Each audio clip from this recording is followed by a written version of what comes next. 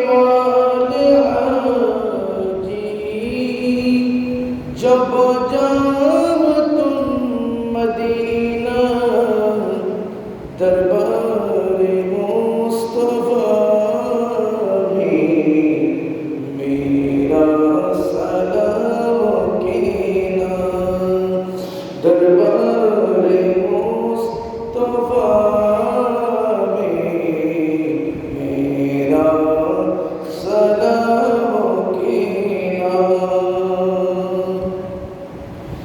ये शहर मुस्तफा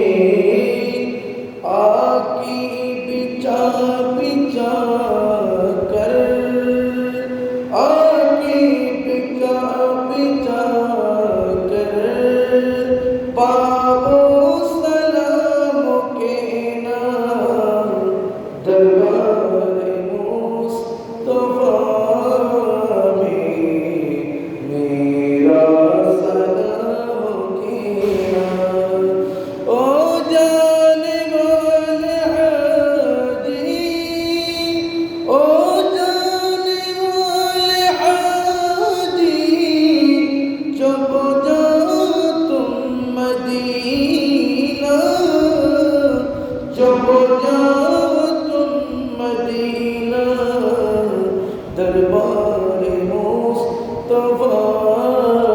में मेरा सलाम कहना।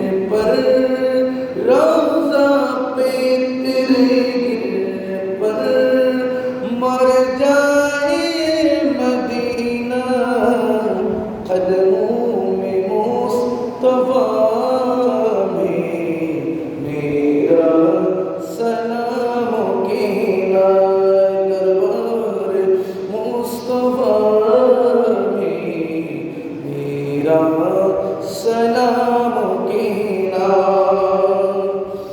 मौतो हयात मेरी दोनों तेरे लिए है। मौतो हयात मेरी दोनों तेरे लिए है। दोनों जब मौत मेरी आए, जब मौत मेरी आए, तू हर सामने मदीना दरबारे मुस्तफा में मेरा सलाम कहना।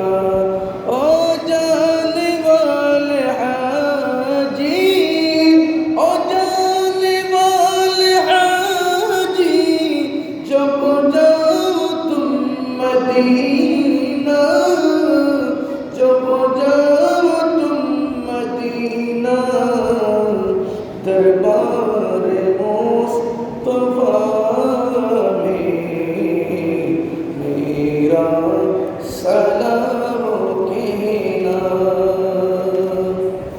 अल्हम्दुलिल्लाह वशुक्रुलिल्लाह वस्सलातु वस्सलामु अला रसूलिल्लाह। उद्दकार उपस्थित 26 শাওয়াল 1446 হিজরি চতুর্থ জুমার নামাজে আগত দূর দূরান্ত থেকে প্রিয় আশিক রাসূল ভাইয়েরা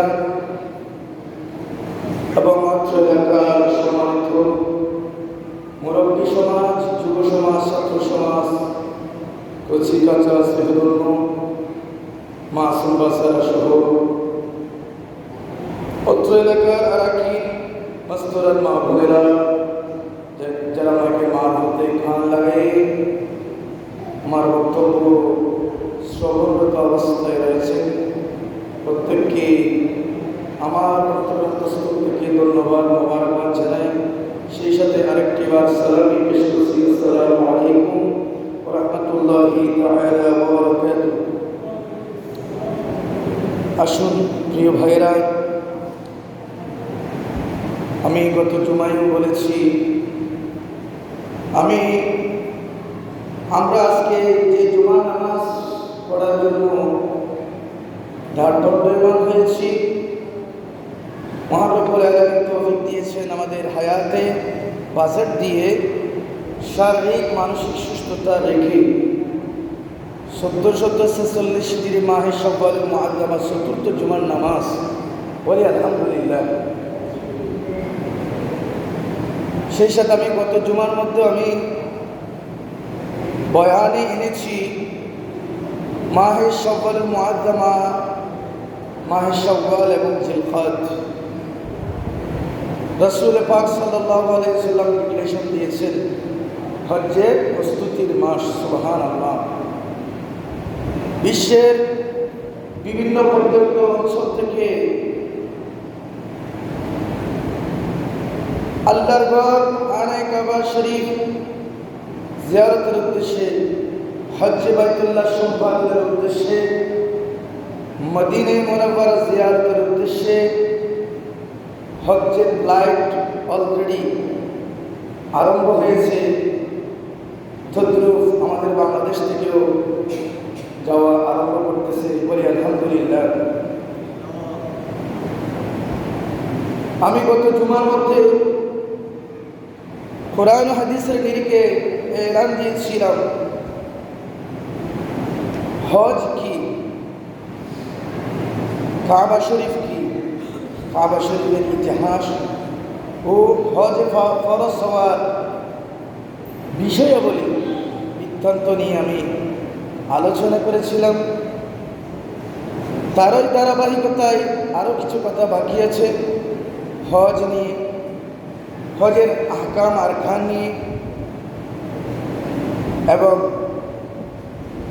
মক্কাতুল মুকাররমা শরীফের তাজিম তাকরিম, সাথে সাথে মদিনাতুল মুনাওয়ারার জিয়ারতের গুরুত্ব, আল্লাহ রসুলের মদিনা শরীফের আদব, এই সমস্ত বিষয়ে আমাদের জানা প্রয়োজন বোধ করছি। মহান রব্বুল ইজ্জত আমরা যা আলোচনা করব কোরআন হাদিসের নিরিখে আমার নবীর ওসিলাতে আল্লাহ পাক রব্বুল ইজ্জত আমাদেরকে পালন করে দুনিয়া ও আখিরাত উভয় জাহানে কামিয়াবি হাসিল করার তৌফিক দান করুন। আমিন। সালাতু ইয়া রাসূলুল্লাহ আলাইকুম, সালাতু ইয়া সালামু ইয়া হাবিবাল্লাহ আলাইকুম। প্রিয় হাজিরিন ভাইরা, হজ ফরজ হওয়ার বিধান নিয়ে গত জুমার মধ্যে আমি এলান দিয়েছিলাম। সূরাত আলে ইমরানের 96 নম্বর আয়াতে কারিমার মধ্যে স্পষ্টভাবে মুমিনদেরকে ডাক দিয়েছেন,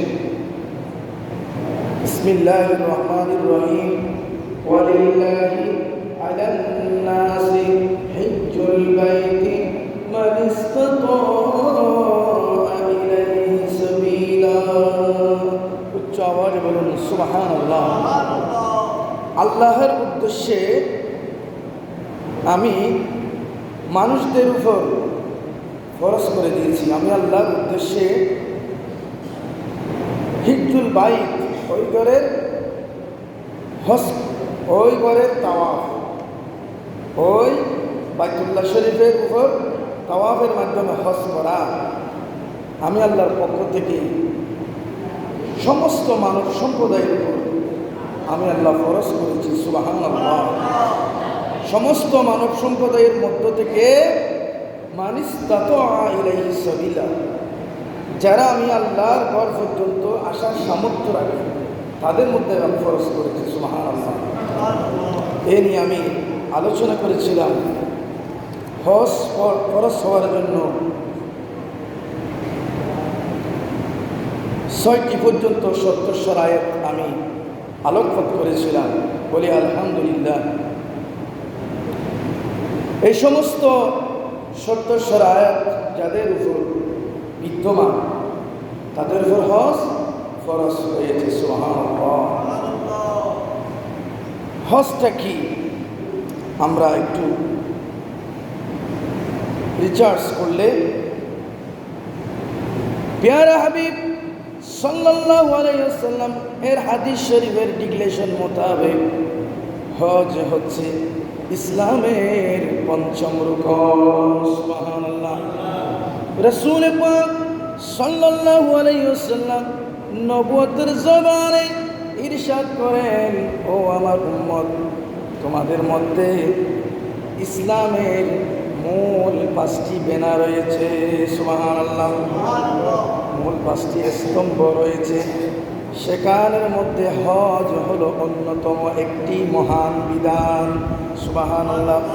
রাসূল পাক ইরশাদ করেন, বুনিয়াল ইসলাম আলা খামসিন শাহাদাতান লা ইলাহা ইল্লাল্লাহ ওয়া আন্না মুহাম্মাদার রাসূলুল্লাহ ওয়া ইকামাস সালাতি ওয়া ইতাইজ যাকাতি ওয়াল হজ্জি ওয়া সাওমা রমাদান। উচ্চ আওয়াজে বলুন সুবহানাল্লাহ। সেখান থেকে আমরা হাদিস শরীফ থেকে হজকে 5ম নম্বর ইসলামের স্তম্ভ হিসেবে, ইসলামের খুঁটি হিসেবে, ইসলামের রুকন হিসেবে আমরা পেয়ে যাই। উচ্চ আওয়াজে বলুন সুবহানাল্লাহ। এই হজ একজন মুসলমানের উপর ফরজ। জীবনে কয়বার ফরজ? জীবনে একবার ফরজ সুবহানাল্লাহ। এখন আমি যেভাবে আপনাদেরকে বলতেছি, জীবনে কয়বার মুসলমানের জন্য হজ করা ফরজ, তো ওই রকম মজলিসের মধ্যে রাসূল পাক সাল্লাল্লাহু আলাইহি সাল্লাম যখন হজ ফরজ হয়েছে আল্লাহর পক্ষ থেকে এই বিধান নাজিল হলো, সাহাবায়ে কেরামের সামনে বয়ান করতেছে। উপস্থিত ক্ষেত্রে একজন সাহাবা দাঁড়িয়ে গেলেন। হাদিস শরীফে ইরশাদ হয়েছে যেমনিভাবে, বিসমিল্লাহির রহমানির রহিম, ইয়া আইয়ুহান নাসু ইন্নাল্লাহা কুতিবা আলাইকুমুল হজ্জ সুবহানাল্লাহ। আল্লাহর রাসূল জবানে ইরশাদ করেন, ইয়া আইয়ুহান নাস, ও আমার মানব সম্প্রদায়, ইন্নাল্লাহা নিশ্চয় আল্লাহর পক্ষ থেকে কুতিবা আলাইকুম তোমাদের উপর ফরজ করা হয়েছে আল হজ, আল্লাহর দরবারে আল্লাহর ঘরের হজ ফরজ করা, তোমাদের জন্য হজ করা ফরজ করা হয়েছে সুবহানাল্লাহ। সুতরাং ফাহাজ্জু, আমার সাহাবা তোমরা হজ পালন করো সুবহানাল্লাহ। প্রতিমধ্যে একজন সাহাবা দাঁড়িয়ে গেলেন। ফাকালা রাজুলুন আকুল্লু আমিন ইয়া রাসূলুল্লাহ সাল্লাল্লাহু আলাইহি সাল্লাম। একজন ব্যক্তি দাঁড়িয়ে বললেন, ইয়া রাসূলুল্লাহ, ইয়া হাবিবাল্লাহ, আমাদের উপর যে হজ ফরজ করা হয়েছে, এই হজ কি আমাদের জন্য প্রত্যেক বছর ফরজ? সুবহানাল্লাহ। সাহাবায়ে কেরাম আদব সহকারে আমার রাসূলকে বলেন, ইয়া রাসূলুল্লাহ, এই হজ কি আমাদের জন্য প্রত্যেক বছরের জন্য ফরজ হয়েছে? তখন ফাসাকাত, রাসূল সাল্লাল্লাহু আলাইহি সাল্লাম চুপ থাকলেন।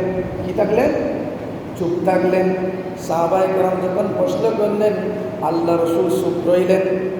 এমনিভাবে ওই সাহাবায়ে কেরাম হাত্তা ক্বালাহা সালাসান, আল্লাহ রাসূলকে একবার, দুইবার, তিনবার প্রশ্ন করলেন, ইয়া রাসূলুল্লাহ, হজ কি আমাদের জন্য প্রত্যেক বছর ফরজ? এইভাবে জিজ্ঞেস করতে করতে তিনবার জিজ্ঞেস করলেন। আল্লাহ রাসূল সাময়িক চুপ থাকলেন। তখন আল্লাহর পক্ষ থেকে ওহী নাজিল হলো, তখন এরপর আল্লাহ রসুল বললেন সুম্মা ক্বালা, আল্লাহ রসুল বললেন হ্যাঁ 1 বছর ফরজ তোমাদের জন্য। সুবহানাল্লাহ। হজ তোমাদের জন্য জীবনে একবারের জন্য ফরজ করা হয়েছে। সুবহানাল্লাহ। তো প্রথমবার সাহাবায়ে কেরামের আল্লাহ রসুলকে জিজ্ঞেস করলেন, ইয়া রাসূলুল্লাহ, আমাদের জন্য কি প্রত্যেক বছর হজ ফরজ? তখন আল্লাহ রসুল বলতেছে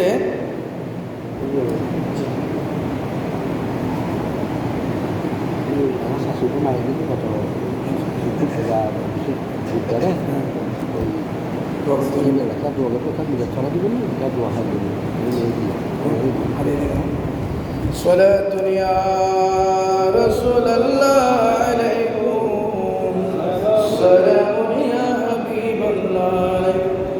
আল্লাহ রাসূল বলতেছে লাউ কুলতু নাআম, ইয়া এ আমার সাহাবী, তুমি যে জিজ্ঞেস করেছো প্রত্যেক বছর কি আল্লাহ আমাদের উপর হজ ফরজ করেছে, আমি যদি বলতাম, আমি নবী যদি আমার নবুয়তের জবানে বলতাম হ্যাঁ, নাআম যদি বলে দিতাম, হ্যাঁ যদি বলে দিতাম, আল্লাহ পাক রব্বুল আলামিন আমার এই হ্যাঁ বলাতে তোমাদের জন্য প্রত্যেক বছর ফরজ হয়ে যেত। সুবহানাল্লাহ।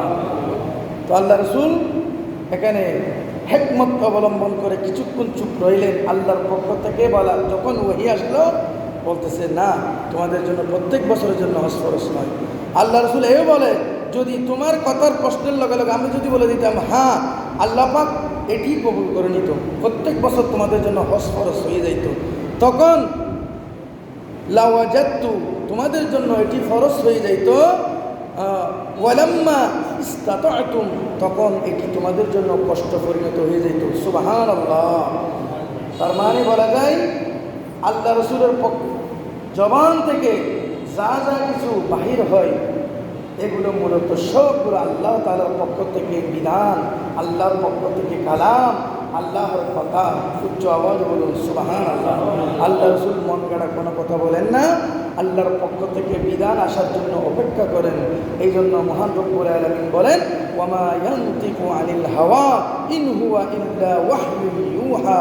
উচ্চ আওয়াজে বলুন সুবহানাল্লাহ। দুনিয়া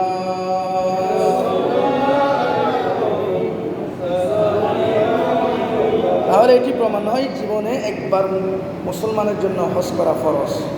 একবার যদি হজ আদায় করে নিতে পারি তাহলে বাকিগুলো আমাদের জন্য আর ফরজ নয়, আমাদের জন্য নফল হিসেবে আদায় করতে পারি। উচ্চ আওয়াজে বলুন সুবহানাল্লাহ। আল্লাহ পাক রব্বুল আলামিন। এবং আসুন হজ যাদের উপর হজ ফরজ হয়েছে তারা আইম্মায়ে কেরামগণ বলেন, ফুকাহায়ে এযামগণ বলেন কিতাবের মধ্যে, এবং আল্লাহ রসুলও ইরশাদ করেছেন, ও আমার মুমিন ভাইয়েরা, মুসলমান ভাইয়েরা, তোমাদের উপর যখন হজ ফরজ হয়, হাদিস শরীফে এসেছে সুনানে আবু দাউদ 1732 নম্বর হাদিস শরীফ, আর অনেক হাদিস শরীফে বলা হয়েছে মান আরাদাল হাজ্জা ফালইউআজ্জিল। সুবহানাল্লাহ। ও আমার উম্মত, তোমাদের উপর যখন হজ ফরজ হয়, হজ্জের বিধান তোমার উপর ফরজ হয়, তুমি দেরি না করে, গড়িমসি না করে তড়িৎ গতিতে হজ আদায় করে নাও। সুবহানাল্লাহ। হজ যদি ফরজ হয়, টাকা পয়সা আর্থিকভাবে শারীরিকভাবে সব দিক দিয়ে হজ করার জন্য উপযুক্ত আপনি হয়েছেন, তখন আল্লাহ রাসূল বলছেন ফালইউআজ্জিল, তুমি তাড়াতাড়ি হজ আদায় করে নাও। সুবহানাল্লাহ। কেননা মানুষ হচ্ছে মরণশীল, কোন সময় মৃত্যুর সাকারাতের বিছানায় তোমাকে পড়ে যেতে হবে, কোন সময় মালাকুল মউত তোমার জন্য হাজির হয়ে যাবে, উপস্থিত হয়ে যাবে, ও উম্মত তুমি বলতে পারো না। এই জন্য তোমার মেয়ে উপযুক্ত আছে, ছেলে উপযুক্ত আছে, এখনো ঘর বাঁধি নাই, ঘর বাঁধতে হবে, আমাকে নিজের পায়ে দাঁড়াইতে হবে, এই করতে হবে, সেই করতে হবে, এগুলোর জন্য অপেক্ষা করার সুযোগ ইসলামে দেয় নাই। তোমার উপর হজ ফরজ হলে সাথে সাথে তোমার এই হজ ফরজ হজ আদায় করে নেওয়া অতীব জরুরি। উচ্চ আওয়াজে বলুন সুবহানাল্লাহ।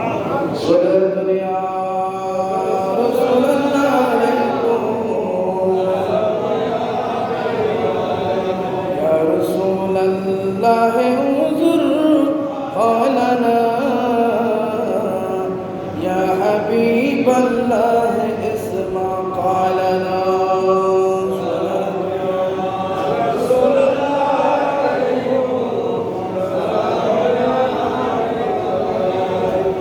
এখানে যারা হজ পালন করার জন্য যায়, মূলত এখন যারা হজ করার জন্য আমাদের বাংলাদেশ থেকে যাওয়ার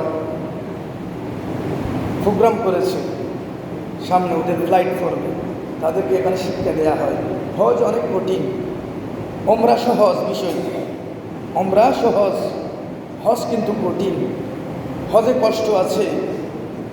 এজন্য আল্লাহ রাসূল উৎসাহিত করেছে যুবক থাকতে যেন হজ আদায় করে নেয়।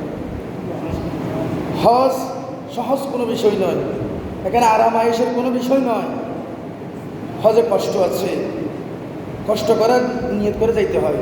সেখানে গাড়িতে বসে বসে আরাম করে করে আপনি হজ করবেন, সম্ভব নয়।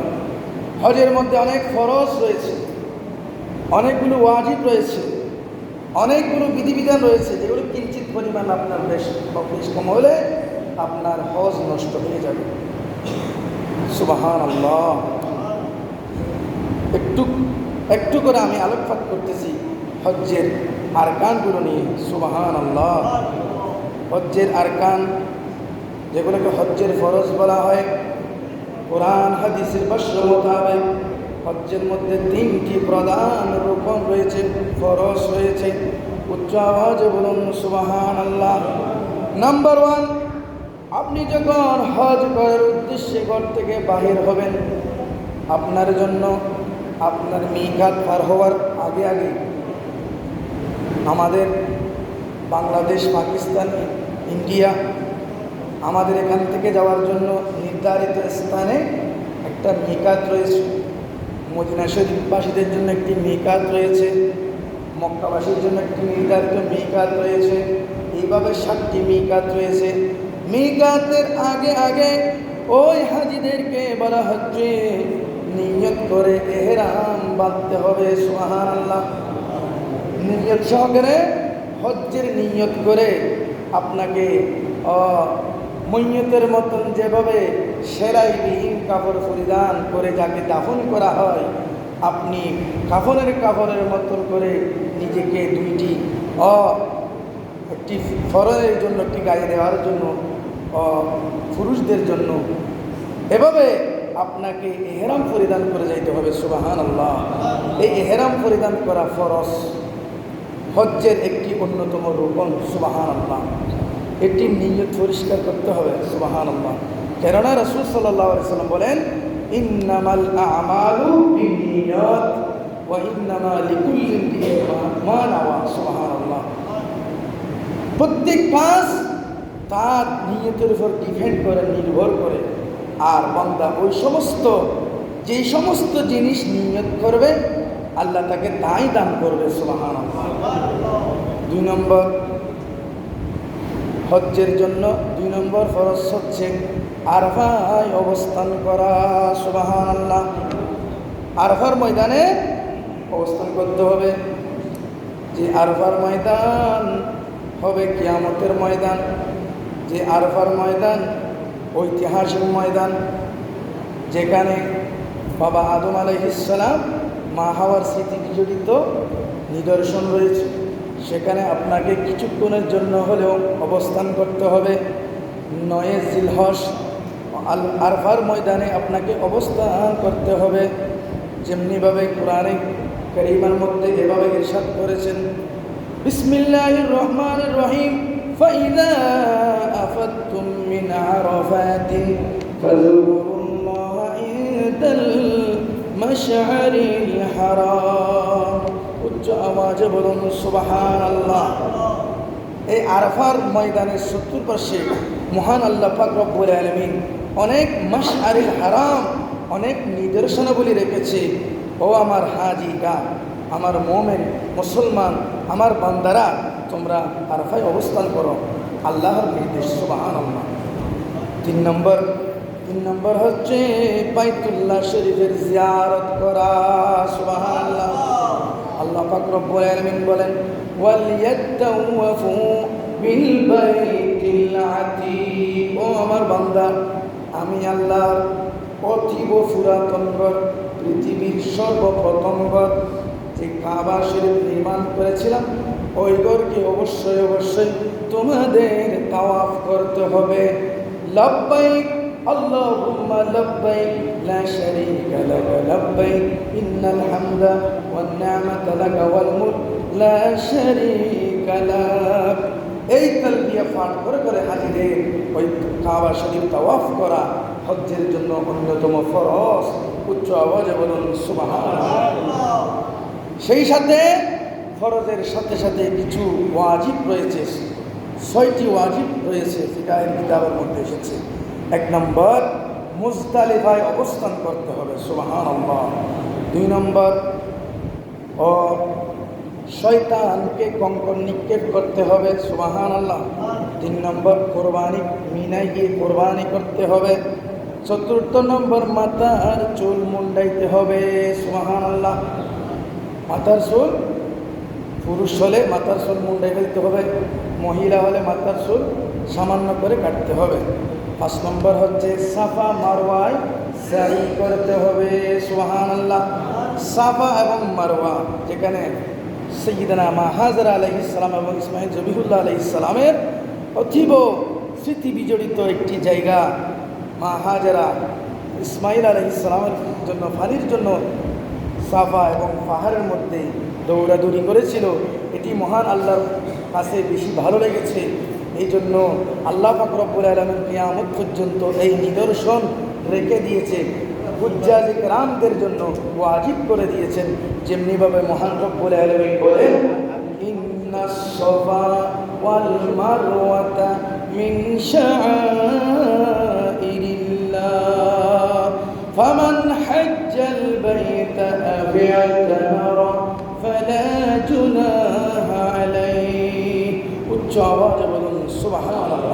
6 নম্বরের মধ্যে বিদায় তাওয়াফ করা, হজের সকল আহকাম আরকান শেষ করে আসার পূর্বে বিদায়ী তাওয়াফ করতে হবে, এটি হাজিদের জন্য ওয়াজিব।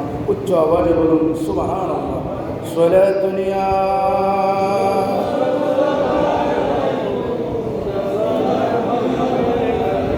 সালাতুন ইয়া রাসূলুল্লাহ আলাইকুম। হজ্জে কি যেতে মন চায়? যেতে মন চায় না? ইনশাআল্লাহ আমাদের যেতে মন চায়। আমরা বলি অনেকে একবার গিয়েছে, অনেকে 2 বার গিয়েছে, অনেকে বারবার গিয়েছে। যে যতবার যাই না কেন আরো বারংবার যেতে মন চায়। আবার বলুন সুবহানাল্লাহ। যে গিয়ে সৌভাগ্য লাভ করেছে তার জন্য দুনিয়াতে থেকে জান্নাত দেখার সুযোগটা লাভ হয়ে গিয়েছে। উচ্চ আওয়াজে বলুন সুবহানাল্লাহ। আমরা সবাই ফরিয়াদ করি, ইয়া আল্লাহ, আমাদের উপর যাদের উপর হজ্জে যাওয়ার জন্য ফরজ হয়েছে, ইয়া আল্লাহ, আমাদের হজ্জের এই ফরজ বিধানটা পালন করে আমরা যেন আমাদের উপর থেকে এই হজ্জের ফরজ বিধানের মতো বিধানটা পালন করে আমরা যেন মৃত্যুবরণ করতে পারি। আল্লাহ তৌফিক দান করুন, আমিন। যারা যাওয়ার জন্য সামর্থ্যবান হয়নি, আমরা প্রত্যেক দিন দোয়া করব, প্রত্যেক নামাজের উপর দোয়া করব, আল্লাহ যেন আমাদের যে কোনো পন্থায় যে কোনো উপায়ে হজ্জে বাইতুল্লাহ আমাদের নসিব করে, বাইতুল্লাহ শরীফ জিয়ারতের তৌফিক দেন, মদিনা শরীফের জিয়ারতের তৌফিক দেন। আল্লাহ তৌফিক দান করুন। কত মানুষ যায় দল বেঁধে মক্কায় হজেরই আশায় তোমারই কাবায়। বছরের পর বছর আমি, বছরের পর বছর আমি বাকি অপেক্ষায়। কখন জানি আল্লাহ তুমি ডাকো আমায়, কখন জানি আল্লাহ তুমি ডাকো আমায়। লব্বাইক আল্লাহুম্মা লব্বাইক, লব্বাইক আল্লাহুম্মা লব্বাইক। সালাতুন ইয়া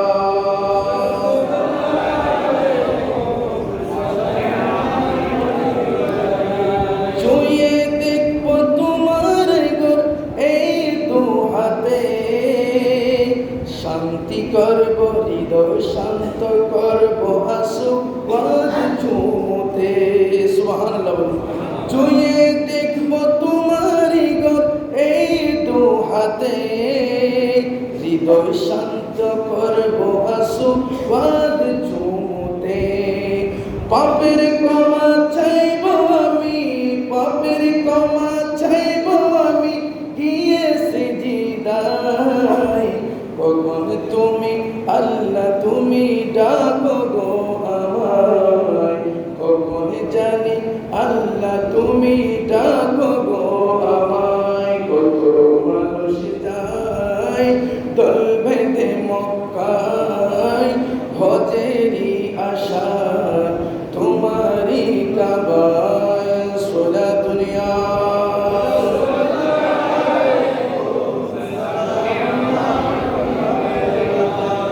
হজ শেষে যাব আমি মদিনা শহর, ঠিক না? হজ শেষে যাব আমি মদিনা শহর, দরুদ শরীফ দরুদ সালাম পেশ করিব নবীজির উপর, দরুদ সালাম পেশ করিব নবীজির উপর। আলা উত্তীর্ণ আছে এই দিনের আশায়, কখন জানি আল্লাহ তুমি ডাকো গো আমায়, কখন জানি আল্লাহ তুমি ডাকো গো আমায়। সোলা দুনিয়া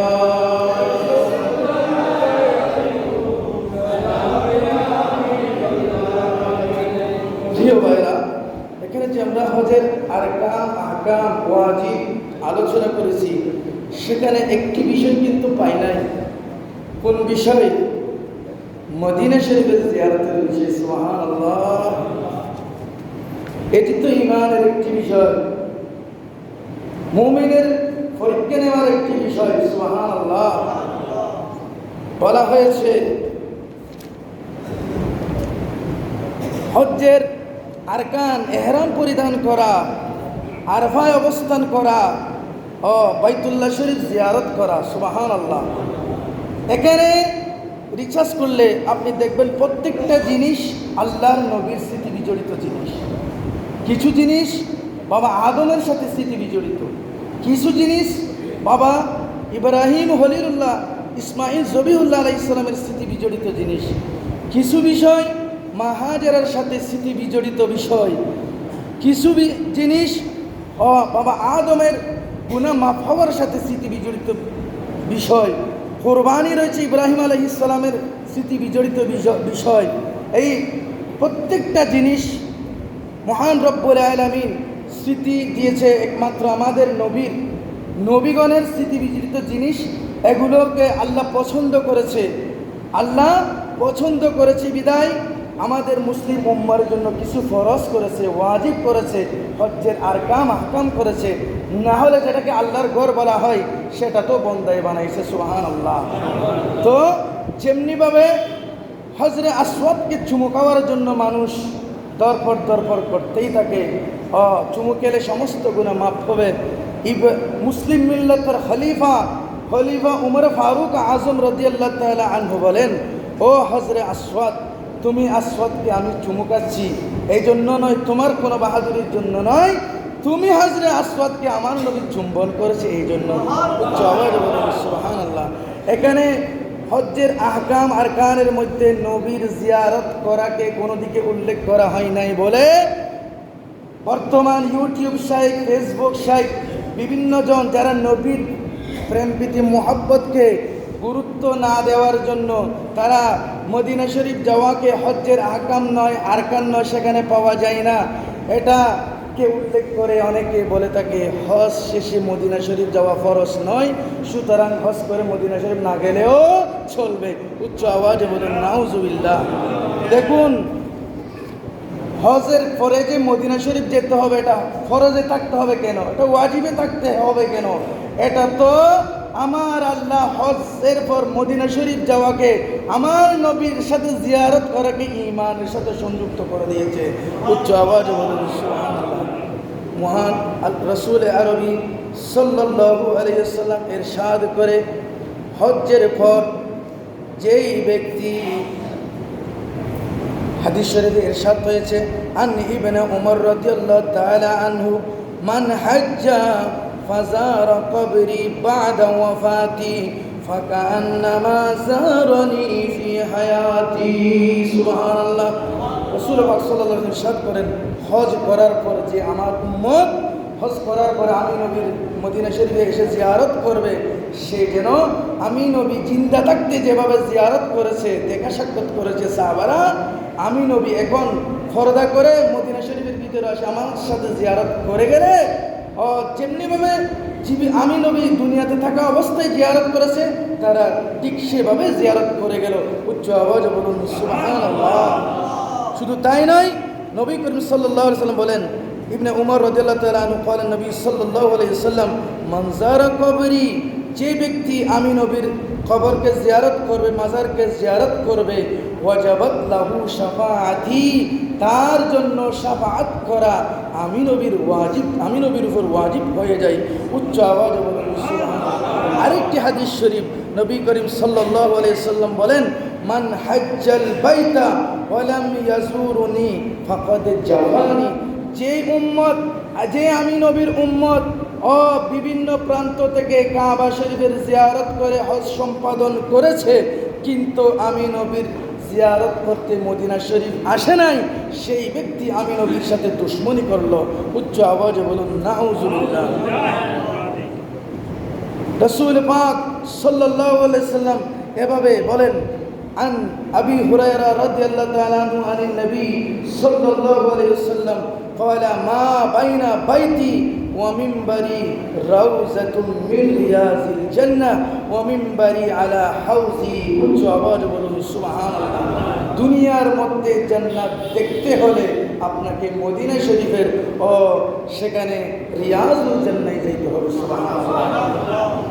আপনি হজ করেছেন, হজ্জের সব হুকুম আহকাম আরকান পালন করেছেন, ঠিক আপনার এই হজ কবুল হবে মদিনায় তয়্যবায় গিয়ে আল্লাহ রাসূলকে ওসিলা করলে। উচ্চ আওয়াজে বলুন সুবহানাল্লাহ। যেমনিভাবে কোরআন শরীফের মধ্যে ইরশাদ হয়েছেন, ওয়ালাউ আন্নাহুম ইয যালামু আনফুসাহুম জাউকা ফাস্তাগফিরুল্লাহ ওয়াস্তাগফারা লাহুমুর রাসূল লাওয়াজাদুল্লাহ তাওয়াবার রহিমা। তোমরা হজ পালন করেছো ঠিক আছে, তোমরা কাবা দেখেছো ঠিক আছে, কিন্তু কাবা তো এখনো দেখো নাই।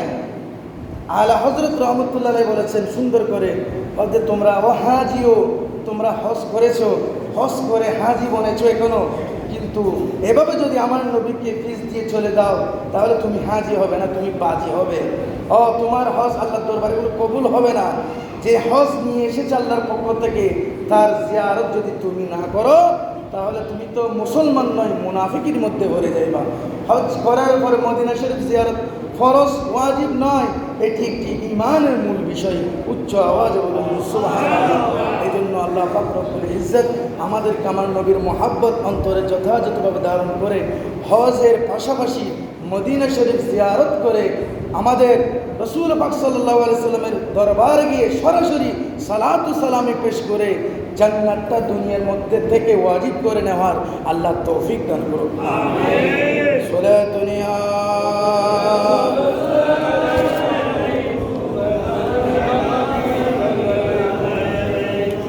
প্রিয় হাজরিন ভাইয়েরা, অনেকগুলো বিষয় আজকে আমাদের সামনে উপস্থিত হয়েছে। বিশেষ করে আমাদের পূর্ব চন্দনাইশ চন্দ্রপাড়া পশ্চিম জামে মসজিদ কবরস্থানবাসীর জিয়ারতের উদ্দেশ্যে প্রত্যেকবারের নিয়ে এবারও আজিমুশান ৩২তম পবিত্র জশ্নে আজিমুশান ঈদ মিলাদ নবী সাল্লাল্লাহু আলাইহি সাল্লামের মাহফিলের ব্যবস্থা করা হয়েছে বলে আলহামদুলিল্লাহ। সময় একেবারে আমাদের সন্নিকটে 2 মে রোজ শুক্রবার, 2 মে রোজ শুক্রবার তথা আগামী শুক্রবার অত্র মসজিদের মাহফিলে, বিশাল মাহফিল, এখানে মেহমানে আলা প্রধান মেহমান হিসেবে আমাদের উপস্থিত থাকবেন সুন্নিয়তের নয়নমণি, সুন্নিয়তের অতন্ত্র প্রহরী, পীরের তরিকত চেয়ারম্যান আঞ্জুমানে রজবিয়া নুরিয়া ট্রাস্ট বাংলাদেশের চেয়ারম্যান হযরতুল আল্লামা জনাব মাওলানা আবুল কাসেম নুরি প্রত্যেকের মাদ্রাসিল্লাহুল আলী উনি উপস্থিত থাকবেন। প্রধান সভাপতিত্ব করবেন আমাদের মসজিদ সভাপতি শেখ চৌধুরী সাহেব। প্রধান বক্তার দেখতেছেন যে এখানে আন্তর্জাতিক পর্যায়ে অনেক আলেম ওলামাগণ উপস্থিত থাকবেন। প্রত্যেকের প্রতি দাওয়াত রইল আমাদের বছরের মাহফিল, মসজিদ, মাদ্রাসা, আপনাদের এই মাহফিল আপনারা প্রায় 13 বছর যাবত পর্যন্ত করে আসতেছেন। অত্যন্ত সুন্দরভাবে, জাঁকজমকভাবে, হৃদয় আগ্রহীভাবে প্রত্যেকের উপস্থিতি দিয়ে বন্ধু বান্ধবদেরকে আমরা দাওয়াত করব, দাওয়াত দিব। ভালো কাজের দাওয়াত দিলে আমরা সওয়াব পাবো। আগামী শুক্রবারের মাহফিল, 2 মে এর মাহফিল যেন সুন্দরভাবে আল্লাহ পাক রব্বুল আলামিন কবুল করে আল্লাহ তৌফিক দান করুন, আমিন। এবং আগামীকাল 26শে এপ্রিল আমাদের বাংলাদেশ আহলে সুন্নাত ওয়াল জামাত এর পক্ষ থেকে সুফিবাদী তরিকতপন্থী সকল আলেম ওলামা, সকল পীর মাশায়েখের সম্মিলিত আহ্বানে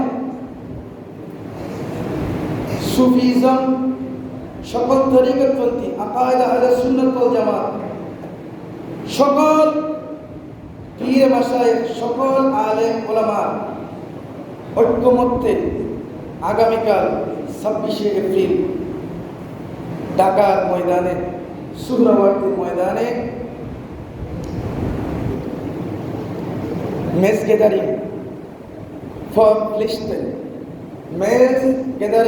ফিলিস্তিন তথা শুধু ফিলিস্তিন নয়, বিশ্বের সমস্ত জায়গায় যেখানে মুসলমানরা নির্যাতিত হচ্ছে এগুলোর প্রতিবাদ নিয়ে শান্তিপূর্ণভাবে, সুশৃঙ্খলভাবে মেস গ্যাদারিং ফর ফিলিস্তিন এর আহ্বান করেছে। আমরা ইমানি দায়িত্ব নিয়ে এই প্রোগ্রামকে আমরা সফল ও সার্থক হওয়ার জন্য আল্লাহর দরবারে দোয়া করি।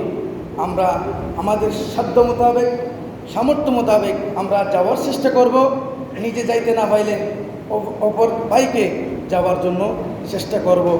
এই মাহফিল, এই ডাক, এই আহ্বান আমাদের পুরো সুন্নিয়তের আহ্বান, পুরা আহলে হকের আহ্বান। এই প্রথমবারের মতন আমাদের বাংলাদেশের জমিনে সকল আহলে হকপন্থী আলেমরা, সকল পীর মাশায়েখ, আমাদের চট্টগ্রাম বলেন, দক্ষিণ বলেন, পূর্ব বলেন, উত্তরবঙ্গের বলেন, সকল শায়েখগণ আমাদের আহলে সুন্নাত ওয়াল জামাতপন্থীরা ডাক দিয়েছেন। সকলে ঐক্যমত্য হয়েছে, ঐক্যমত্য হতে পেরেছে, আমরা শুকরিয়া আদায় করি। এই ঐক্যমত্য হওয়াটা আমরা দেখতেছি অনেকে এটাকে বিপরীত করতেছে, লাঞ্ছিত করার জন্য, অপমানিত করার জন্য অনেকে দাঁড়াচ্ছে। আমরা এর প্রতিবাদ জানাই। কেননা আমরা পূর্বে দেখলেও অনেক সময় দেখেছি সদা সর্বদা আলেমরা ঐক্যমত্য না হওয়ার জন্য এখানে সরকার সহ এখানে অনেক সরকারের কিছু কিছু মহল, চুক্তি মহল লেগে থাকে যেন আলেমরা ডিভাইড হয়, যেন ঐক্যমত্য না হয়।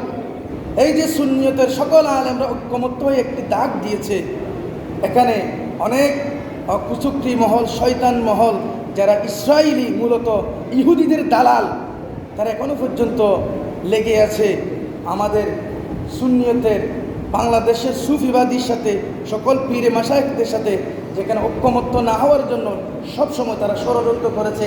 এই আগামীকাল এই ডাকের জন্য ফিলিস্তিন ফর সকল বিশ্বের মুসলমানদের জন্য, যেখানে নির্যাতিত মুসলমানদের জন্য ডাক দিয়েছে, সেখানে সকল সুন্নি আলেমগণ, সুন্নি মাশায়েখগণ, সকল আমরা শান্তিপ্রিয় মুসলমানরা একত্রিত হয়ে সারা বিশ্বকে জানান দেওয়ার জন্য একটা প্রস্তুতি আমরা আমাদের আলেম ওলামাগণ ডাক দিয়েছেন। এই ডাকটা আল্লাহর দরবারে আমরা দোয়া করি সে যেন সকল ষড়যন্ত্র পার করে, সকল ষড়যন্ত্রকে প্রতিহত করে আমরা ঐক্যবদ্ধ হয়ে যেন জানান দিতে পারে আমাদের বাংলাদেশ সুফিবাদী দেশ, আমাদের বাংলাদেশ হক্কানি পীরে মাশায়েখ ওলামায়ে কেরামের দেশ। এখানে আমরা শান্তি চাই, আমরা কোনো গুনাগুনি, হানাহানি, রাহাজানি, সন্ত্রাসবাদ চাই না। আমরা ওলি আল্লাহর দামান ধরে আছি। এই ওলি আল্লাহর দামান ধরে আমরা কবর পর্যন্ত, হাসর পর্যন্ত আমরা যেন থাকতে পারি। আল্লাহ তৌফিক দান করুন। দাওয়াত ইসলামের পক্ষ থেকে একটি দাওয়াত আমি গত শুক্রবারে বলেছি। আলহামদুলিল্লাহ আজ্জা ওয়া জাল্লা আশিকানে রাসূল দ্বীনি সংগঠন দাওয়াত ইসলামের 3 দিন সুন্নত বরাত ইজতেমা 30 এবং এই মাসের 30 সামনের 1-2 এপ্রিল এবং মে 2025 মোতাবেক 1-2-3 জিলকদ ছাদ দেখা সাপেক্ষে 1446 হিজরি রোজ বুধবার সকাল 10টা থেকে শুক্রবার জুমা নামাজ পর্যন্ত কর্ণফুলী নতুন উপজেলা স্বাস্থ্য কমপ্লেক্সের বিপরীত পাশে ফারাবিল শিকলবাহা কর্ণফুলী চট্টগ্রাম অনুষ্ঠিত হতে যাচ্ছে। ইজতেমার অনেকগুলো এখানে সূচি রয়েছে। আপনারা যারা ইচ্ছুক দাওয়াতে ইসলামীর ডাকে সেখানে ইজতেমার মধ্যে অংশগ্রহণ করে আপনারা জিকির, আজকার, ওয়াজ, তাকরীরের মাধ্যমে নিজেকে সংশোধিত করার আল্লাহ তৌফিক দান করুন। আমিন। ওয়া আখিরু দাওয়ানা আলহামদুলিল্লাহি রাব্বিল আলামিন। আসসালামু আলাইকুম ওয়া রাহমাতুল্লাহ।